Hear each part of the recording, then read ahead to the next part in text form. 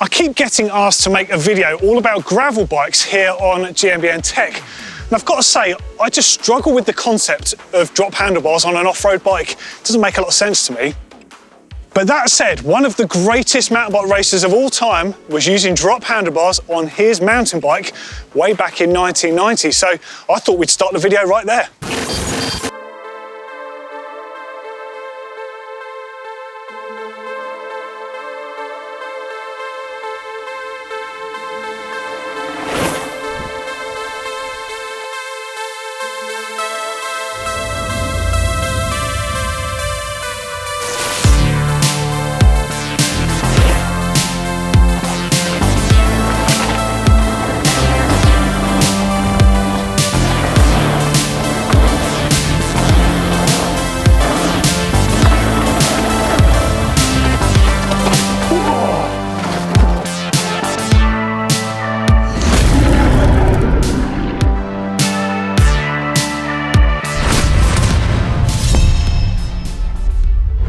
This is a replica of John Tomac's Yeti C26 that he raced at the very first official UCI Mountain Bike World Championships in 1990 at Durango in Colorado. Now, Tomac raced both the cross country and the downhill, as many riders did back then. I believe he got a puncture in the cross country, but he also raced this in the downhill and he got 4th place with drop handlebars. Now, he wasn't using drop handlebars because they were better off-road, because Tomac was also simultaneously, as well as being a professional mountain biker, he was a professional road racer and he was on the 711 team. So the theory was to keep the position consistent between his bikes. It was an easier transition between the constant racing and training that he was doing. And he was very successful as well. So you've got to think pre-1990, he was a Norba XC World Champion, so that's a North America association there, before the UCI got involved. He was also USA National Crit Champion. And as far as road riding went on, he really was something special. He went on to do the Tour of Flanders, he did the Roubaix, and he even did the Giro d'Italia. So that's about as good as you get. And he did all of that before really specialising in mountain biking. And of course, after 1990, that's when he chose to specialise and ride alternative bikes. But this one, you can't deny, is something quite special.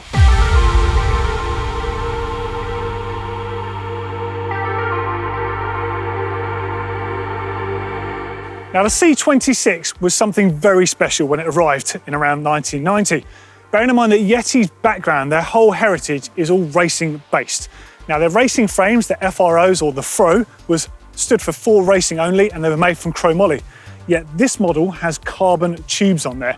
Now, it's actually carbon unidirectional wrapped around very thin alloy, and each of these tubes is exactly half the weight and twice the strength of the equivalent in chromoly. So it was a no-brainer as far as getting these bikes ready for the World Championships goes. Now, although this one's a replica, it really is nearly identical to Tomac's bike, and it's even made from the same original batch of tubing by the same person that built the original bike. It's called the C26 as it was originally made by a guy called Chris Herting, and he was 26 when he assembled the first one. And it's even been signed by Chris himself just behind the seat tube there. Very cool stuff. But it does mean that this bike is very important, it's worth a small fortune, so I'm not allowed to ride it. But that doesn't matter because, well, I made my own one. Have a look at this bad boy. I present to you the Gravel Monster D41 Tomac replica. Yeah, built by me, Doddy, 41, when I built the bike. I think this is one of the coolest things I've ever seen, and it's based around a very humble Grand Canyon hardtail.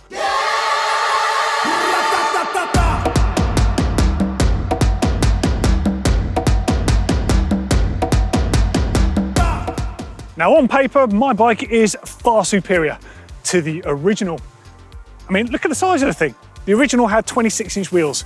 We didn't really know what we were doing back then, so we were stuck with 26s. My bike has 29-inch wheels. They're far superior in every way. They roll faster, they've got better inertia, they have a better position on the bike because of your lower effective BB. What's not to like? And then, of course, there's the geometry of the bikes. I mean, mine's modern. Look at that thing. It's really old. That doesn't work. This is the pinnacle of technology. Steeper seat angle, it has a slacker head angle, and it has a long front center on there. So long, in fact, for a gravel bike that it's enabled me to fit a 35mm stem. You could say that I've just invented the world's first forward geometry gravel bike. Huge missed opportunity there, Mondraker. huge mistake. And then there's the suspension forks. Tomac's bike, undeniably the cooler of the two, has the original Manitou 1 fork on there. 40 millimeters of travel, elastomer sprung, which meant a bit softer when it's warm, a bit firmer when it's cold, or you'd have to change them. And yeah, all right, it wasn't a particularly good fork, but look at it, it's a thing of beauty.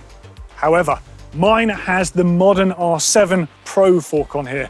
So yes, the graphics nod back to that original, which I absolutely love, but it's a completely different fork in every way.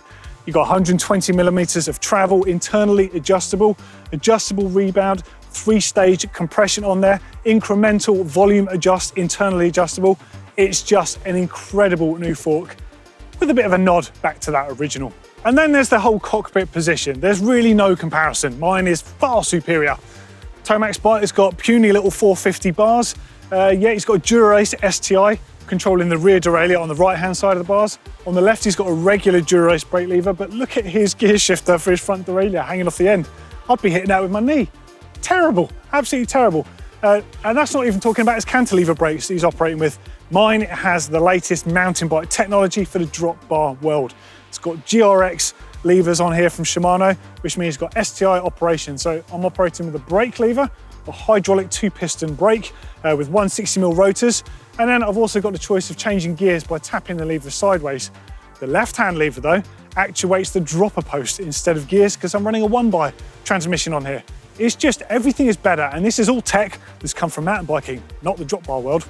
And then, of course, there's the elephant in the room, the rear disc wheel.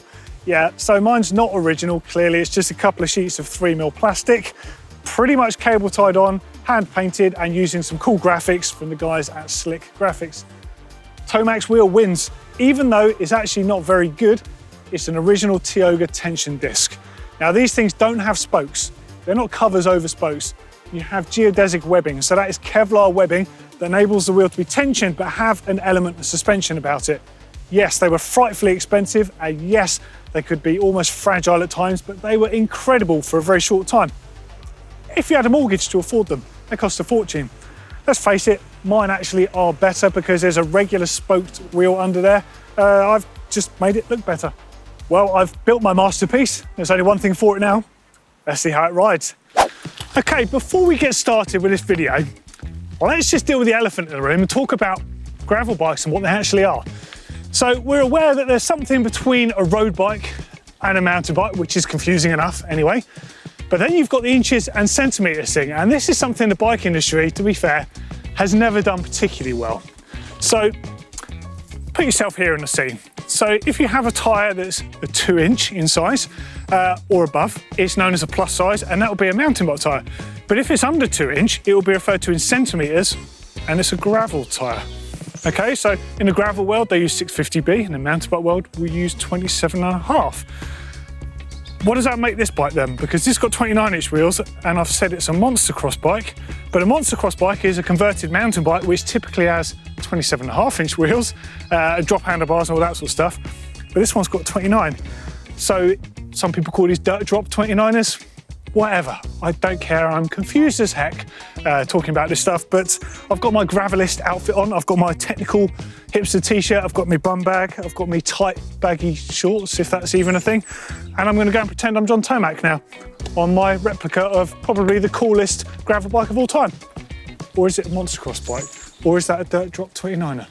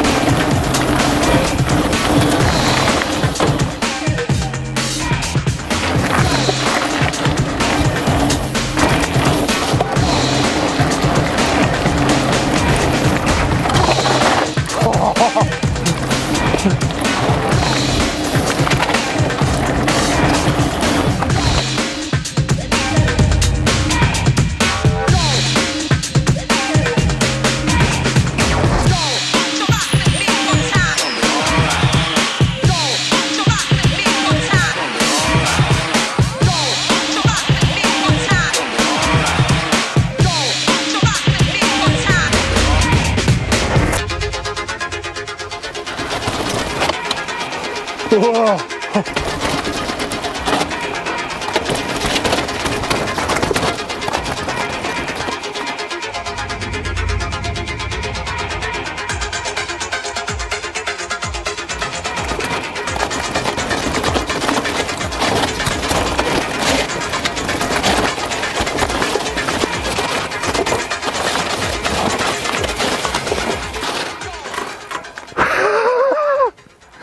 Actually stop.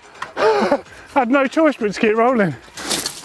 I can't deny there is something kind of fun about, well, it's like the anti-establishment thing, that liking and enjoying things you're not supposed to. Kind of when authority tells you to do one thing, you want to do the other. This is not fit for purpose, but something about it is kind of intriguing me. I didn't think I'd say it, but it's kind of fun and scary. Just like mountain biking used to be fair. It feels like it did in 1991. I mean, stating the obvious here, but drop handlebars on a mountain bike, we're used to a high, wide stance, almost rearwards. Putting drops on a regular mountain bike is putting your body weight further forwards and further down than it should be anyway. That, literally over a little slight mild rise, felt like I was way going over the handlebars. I was probably only going about 2 miles an hour as well. Tomac used to send us his version of one of these flat out into stuff. What a nutcase. Mental.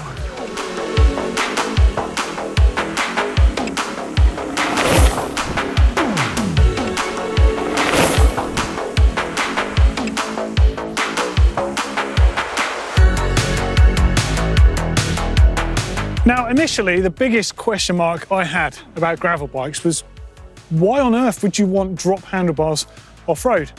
I mean, yeah, you could put some slicks on a mountain bike with regular flat or riser bars and ride it on road, but why would you want to do that where you can get a road bike? So the idea of putting something from a road bike on a mountain bike to me is just, and always has been, alien. At least I thought that until I rode this today, and I really hate to say it, but it's kind of fun.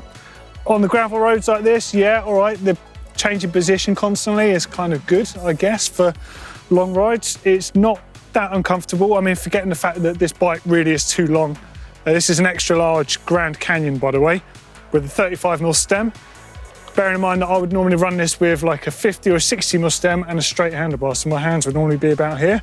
So I'm quite a lot more stretched out than I should be on a mountain bike, but still, it's kind of comfy. On the drops, it feels hilarious. You're tucked down, it feels like you're probably going twice as quick than you actually are. And as for off-road riding, I mean proper off-road, not this stuff. I mean in the woods, in the tech, on the routes and stuff, they don't have any place there. But it's exactly that kind of makes it fun, I think. I feel like I've kind of backtracking on this, but make no mistake, it's not a good thing. It's like old retro mountain bikes. They don't ride very well, they're just a cool memory. This doesn't ride very well, but it's kind of fun. But more importantly, a little bit of me feels a bit like John Tomac today. I love that.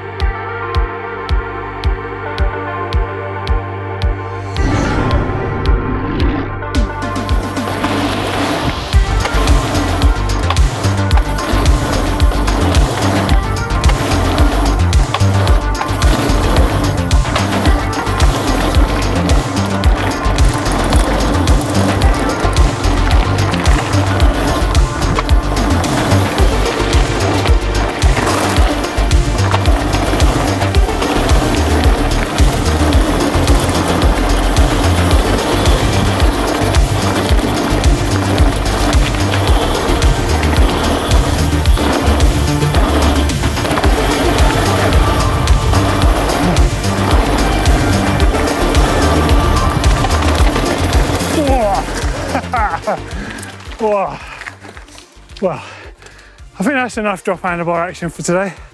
I'm going to get coffee, I think. Back this way. So what have we learned today then? Yep, drop handlebars are terrifying off-road, and I still think that they're not appropriate.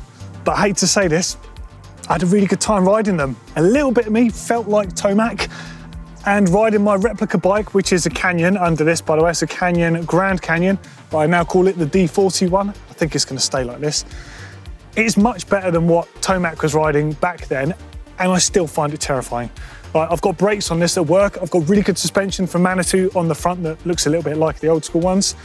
It's not a genuine disc wheel, it's just a bit of plastic covering, which does make me a bit sad because it doesn't make the cool noise that the original Tioga disc drive made. But this bike is leagues better technically on a bit of paper, and it was absolutely terrifying, so I can only big up Tomac even more. Tomac was the greatest of all time, and it's just reinforced that in my eyes. Being able to ride that bike, 26-inch wheels, suspension that didn't do much and brakes that didn't do much, with drop handlebars off-road, all hail the Tomac. That was terrifying. But I've got to say, and I hate saying it, I had a really good time riding drop handlebars. There's something about it. It just feels like it doesn't belong off-road, but that's exactly why it's really good fun. And I want a bit more of that action. What should I make? I'm gonna get a gravel bike. I'm gonna put a gravel bike on GMBN tech. And I think we need to do a bit more of this stuff because it's, well, let's face it, it's riding bikes, it's off-road, and it's fun, isn't it? And I'd love to know what you think of my D41. Let us know in the comments underneath, and we'll see you in the next video. See you later.